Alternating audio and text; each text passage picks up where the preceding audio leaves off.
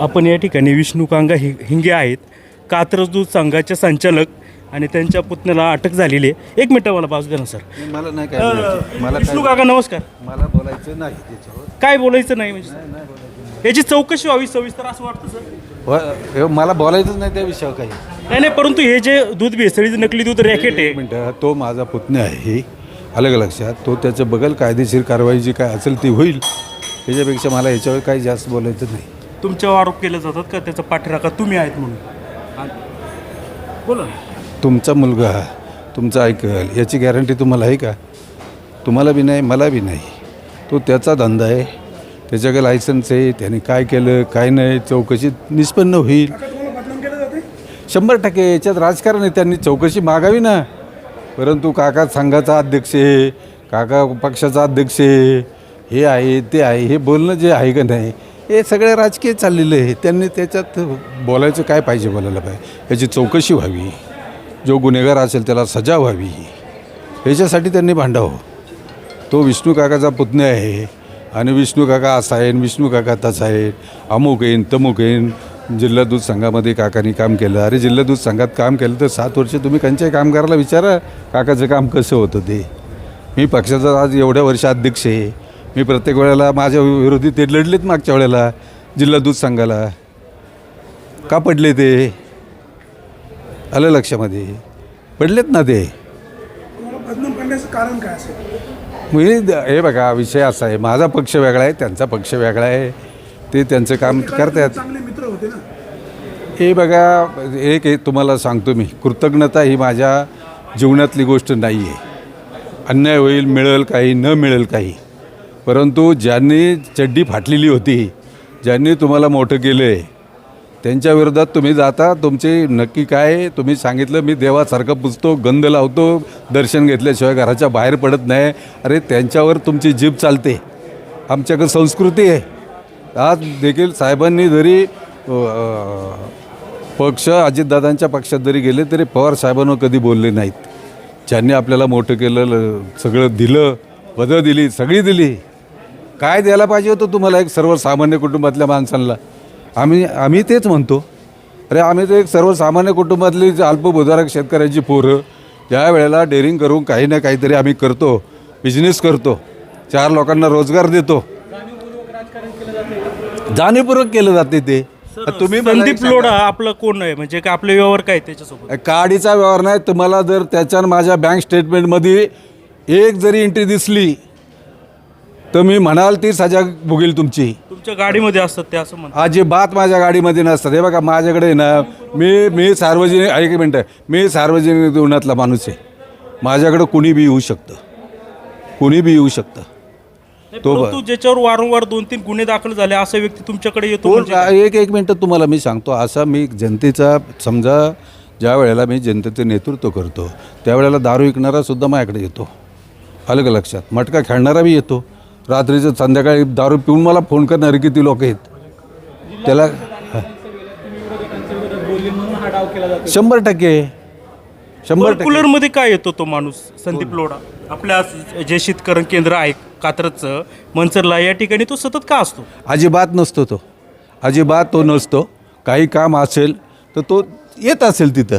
परंतु लस्सी प्यायला येईल, ताक प्यायला येईल. तिथं आमचं सेंटर आहे. तिथं दररोजचे 500 लोक तिथं व्हिजिट करतात. त्याला आपण म्हणू शकतो का तू इथं ताक पिऊ नको म्हणून? हां, लोढा आणि तुम्हाला जास्त टार्गेट केलं जाते. हे बघा विषय असा आहे, याच्यामध्ये काहीसुद्धा तथ्य नाही आहे. लोढाची माझी काडीची सुद्धा एक सुद्धा त्याच्या बँक अकाउंटला माझी एंट्री सापडली तर मग तुम्ही मला बोला.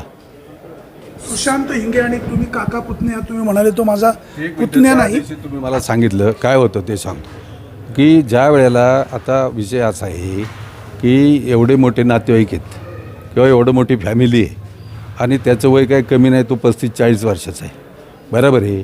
त्याला मी विचारलं, तो म्हणला मी स्किम मिल्क पावडरचा बिझनेस करतो, मी लायसन काढलेले, लायसन करून मी माझा धंदा करतो. अनेक लोक धंदा करतात, तो त्याच्याप्रमाणे तो करतो. आता नेमकं त्यांनी काय केलं हे चौकशीत निष्पन्न होईल. 100% झाली पाहिजे. सर मथुरा डेअरी ही आपली असं म्हटलं जातं. मथुरा डेअरी बंद होऊन 7-8 वर्ष झालेत. हो. आपली काही दुसरं कुठं प्लॅन्ट आहे असं म्हटलं जातं, जळगाव वगैरे भागामध्ये तुम्ही कोट्यवधीच्या जमिनी खरेदी केलेल्या आहेत. हे बघा एक मिनटं, आत्ता शरद बँकेमध्ये जा आणि तिथं जाऊन बघा काका हिंगेव किती कर्ज आहे. आलं का लक्षात? माझ्या जमिनीचे लिलाव झाले, घराचा लिलाव झाला, सगळी प्रॉपर्टी मला ऐकायला लागली. मी जर भ्रष्टाचार करून पैसे कमवले असते तर असली परिस्थिती माझ्यावर आली नसती. आलं का लक्षात? मी काय असं 100-200 एकरचा मालक झालेलो नाही. जे झालेत ना त्यांनी पाहावं ते. सर आता दूध संकलनामध्ये कात्रजच्या किती गट आली एवढ्या 4-5? हे बघा फार काही गट आली नाही. ज्याचं 8-3च्या खाली दूध आहे ते कात्रजला स्वीकारलं जात नाही. सगळेच प्लॅन्टवर स्वीकारलं जात नाही 8-3च्या पूर्वीपासूनच. ते ऐकून ते मुद्दा असा आहे याच्यामध्ये की शासनाचा नियम आहे 3283चा. 3283चं दूध स्वीकारलं जाईल. याच्या खालची जी ग्रेड आहे ती स्वीकारली जाणार नाही. विरोधकांना काय अहो किती दूध झालंय आता कमी तेवढं सांगा ना. काही एक सांगतो तुम्हाला, एक तुम्हाला मी सांगतो. साधारणतः कात्रजचं फार कमी नाही झालं. कात्रजचं 21,000 लिटर स्वतःचं संकलन आहे, त्याच्यामध्ये 100-200चा फरक पडला आहे. बाकी काही फरक पडलेला नाही त्याच्यामध्ये. कात्रज दूध संघाची चौकशी व्हावी असे अनेक आमदार मागणी करतायत, नक्की काय? अब एक मिनटं ऐका, विषय तो कुणी तक्रार केली मंत्र्यांकडं, भुजबळ म्हणून कोणतरी आहे, त्यांनी तक्रार केली मंत्र्याकडे. मंत्र्यांनी वरून पाठवलं की बाबा याची तुम्ही चौकशी करा. ते पत्र आले कात्रजमध्ये आणि हे चालू राहतं चौकशी. स्थापन एक शिरकंडे म्हणून अधिकारी, हां ते करतायत ना चौकशी. बरं त्याच्यामध्ये असं आढळून आलंय का की ज्या अस्तित्वातच नाही संस्था त्यांच्या नावाने दूध कात्रज घेतंय आणि त्यांना पैसे देतंय प्रत्यक्षात? असं होऊ शकत नाही हो. इथं ऑडिट आहे, इंटरनल ऑडिट आहे, गव्हर्मेंट ऑडिट आहे, कितीतरी 3 ऑडिट होतात त्या संघाची. असं कुठं होत असतं का की ज्याच्याकडे दूध नाही त्याला पगार दिला जातो? असं कुठं होत असतं का? तर सुशांत हिंगे आणि तुमचे संबंध कसे आहेत? हो, मी राहतो पुण्यात, बरोबर आहे. तो राहतो मंचरला, त्याचे आईवडील राहतात अवसरीला. आलं लक्षामध्ये? संबंधाचं काय? संबंध म्हणजे आता तुम्ही सांगतो 30-40 वर्षाचं पोरगं असल्याच्यानंतर त्याचं संबंध म्हणजे काय असणार संबंध? तुम्ही विरोधकांचे संबंध काढले त्यामुळे आता हे संबंध जोडले जात आहेत का? 100% त्यांचे संबंध. त्यांनी सांगितलं होतं मा कोण लागत नाही. तुम्ही राजीनामा देणार का? हे सगळे आरोप तुमचा पुतणेच निघालाय. हे बघा, पुतण्या जरी निघाला, आलं का लक्षात, तर जोपर्यंत त्याचा गुन्हा सिद्ध होईल, त्याला शिक्षा होईल, त्यावेळेला मी तो विचार करील. आज मला त्याचा विचार करायचे काही कारण नाही. बरं आता ही जी तुकाराम मुंडेची कारवाई करतात त्याचं जनतेतून कौतुक होतंय, तुम्ही कसं पाहता? मी अत्यंत त्यांच्याकडं पॉझिटिव्हली बघतो की त्यांनी ही कारवाई केलीच पाहिजे. त्याच्याबद्दल माझं दुमत काही नाही. फक्त माझं मत आहे, जो मगाशी एका शेतकऱ्यांनी जो विषय पाडला अरुण बांगर यांनी, की गाई जे दूध देते ही गाईला काय खाद्य घातले त्याच्याप्रमाणे त्याचा फॅट आणि एसएनएफ बसतो. ज्या जादा दुधाच्या गायी आहेत आणि ज्याच्याकडे एकच गाई आहे त्याला प्रश्न निर्माण होतो की बाबा आता हे कमी परत चालत, त्याचं दूध मागं जाते. आज मागं जाते दूध.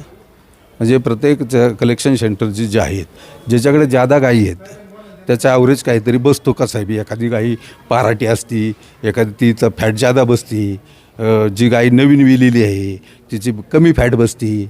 मग ते एकत्रित त्यांचं ते होतं. परंतु ज्याच्याकडे एक गाई 2 गाय आहेत त्याला काही पर्यायच नाही आहे ना. आता किती संकलित होतंय आपलं दररोजचं कुठं? आपल्या बल्कुलरला याला ह्याच्या मंचरच्या अवसरीच्या 21,000 लिटर. सर आता मला सांगा का इतर जे चला, काही ओके, खाजगी- ऐका ना धन्यवाद, सर, धन्यवाद. आपण खाजगी ज्या डेऱ्या आहेत तर त्या डेऱ्या खूपच आहे खाजगी डेऱ्या. काय सांगाल म्हणजे आपण कमी पडत आता बस चालतंय? आता या विष्णू हिंगे साहेबांनी अगोदर काही प्रतिक्रिया द्यायला नकार दिला, परंतु नंतर त्यांचे जी काही प्रश्न होते त्यांनी त्यांची उत्तरं दिलेली. तुम्हाला हे कसे वाटतं? समाधान झाले का? हे कमेंटमध्ये नमूद करा. पाहत राहा शिवाय न्यूज मंचर.